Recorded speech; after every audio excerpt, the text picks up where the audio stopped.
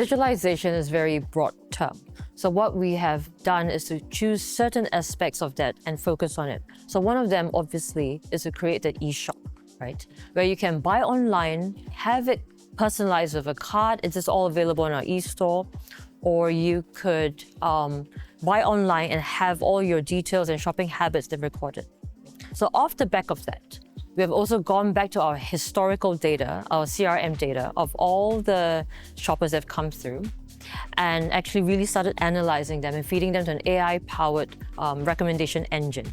So we've created this engine called Endorsed. It's a bit of a pun, but we like to use puns. When you search for things like wedding, then it would then naturally prompt you to say, would you like wedding dresses or is it a gift, and so on and so forth, to help you along your shopping journey better. And it gets smarter and it learns about your habits as well. Also, for example, if you can search like work, it could be workwear, it could be work gifts, it could be all sorts of work, but it's able to then think intelligently as if it was a personal assistant and help you along your shopping journey. We're working with a couple of companies to use AI to figure out what is the inventory mix, to do predictive analysis so that you produce less, you produce on time, and you really understand when do you want to replenish stock. Because I think the whole problem that started is nobody can predict customers' appetite to buy.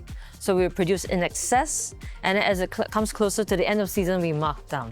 But with AI, now we can actually read patterns. It could be consumer patterns, holiday seasons, weather patterns, etc., to then figure out how can we produce on time at the correct amount. So yes, it's a huge sustainability angle to it, but actually for companies to really sit up and take note, it's actually a huge cost savings. Because you can price things correctly, you can always sell it at a higher price point for the correct amount of products. You produce less, so you have less cost and less overheads to worry about. Right, so then from that point of view, I think this is where all companies should then pay attention to how AI is actually changing the way we can help inventory management. I know it sounds very geeky, but it is what it is. We've held actually a couple of industry forums, one with vSense and we're holding another one with Salesforce, where they're showcasing how they have used the AI to help their largest companies. These are like Fortune 100 companies in the retail sector and the brand sector, to help understand where does discovery start from a retailer. It may not start in store, it may start in a Reddit feed. So how can you even get to that feed to understand what the consumer is really looking for in, say, a running shoe?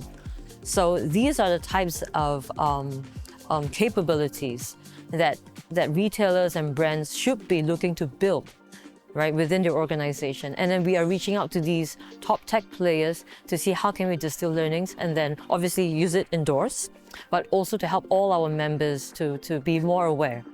Not everybody has such deep pockets, but now understanding what question to ask, and maybe we could pull together and use it as a sandbox approach might be the future for how SFC interacts with its members.